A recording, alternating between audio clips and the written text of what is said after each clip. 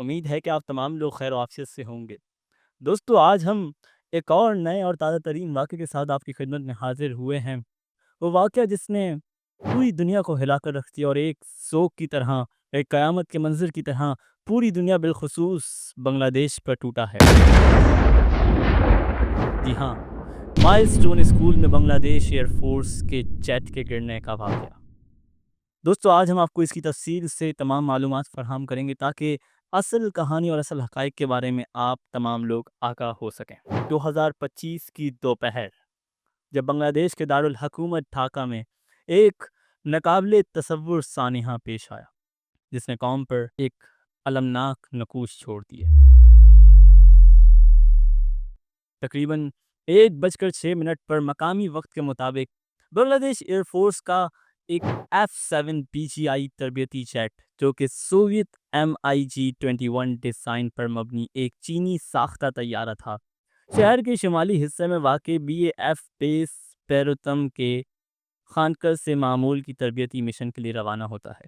یہ جیٹ، جسے flight lieutenant محمد توقیر اسلام چلا رہے تھے، ایک سولو مشن کا حصہ تھا جو کہ اس نوجوان پائلٹ کی پہلی خود مختار پرواز تھی۔ آسمان صاف تھا اور دن معمول کا لگ رہا تھا، جبکہ ڈھاکہ کے اتارا محلے میں واقع مائل سٹون اسکول اینڈ کالج کے طلباء اپنی کلاسوں یا امتحانات میں مصروف تھے۔ تاہم ٹیک آف کے چند لمحوں بعد ہی یہ معمول کی مشق ایک تباہ کن سانحے میں تبدیل ہوتی ہے، جس نے کمیونٹی کو افراتفری اور غم میں ڈبو دیا۔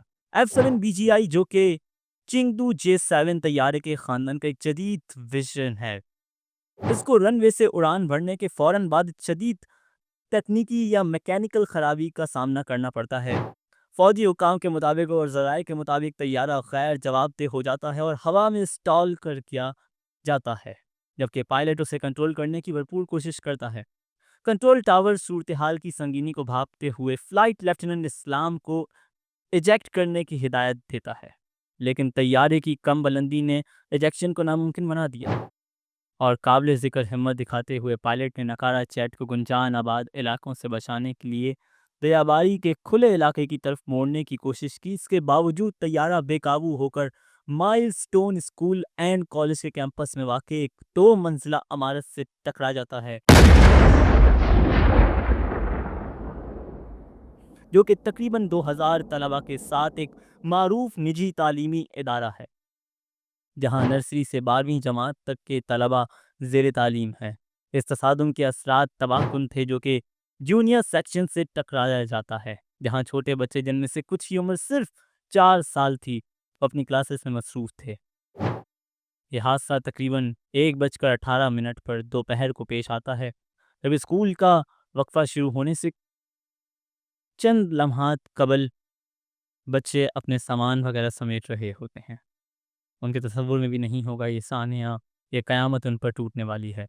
عمارت طلبہ اور اساتذہ سے بھری ہوتی ہے۔ جیٹ عمارت سے ٹکراتا ہے، جس سے عمارت کے گیٹ پر ایک بڑا سوراخ ہو جاتا ہے اور زبردست آگ بھڑکتی ہے۔ اس سے گہرے سیاہ دھوئیں کے بادل آسمان پر چھا جاتے ہیں اور ایک سوگواری کا لمحہ برپا ہو جاتا ہے۔ دھماکے کی آواز پورے اتارا محلے میں سنائی جاتی ہے، اور عینی شاہدین نے مکمل افراتفری کا منظر بیان کیا ہے۔ اسکول کے ایک استاد مسعود طارق نے رائٹرز کو بتایا کہ جب میں اپنے بچوں کو لینے گیٹ کی طرف جا رہا تھا تو مجھے احساس ہوا کہ پیچھے سے کچھ آیا ہے۔ میں نے ایک دھماکے کی آواز سنی اور جب میں نے پیچھے مڑ کر دیکھا تو صرف آگ اور دھواں نظر آ رہا۔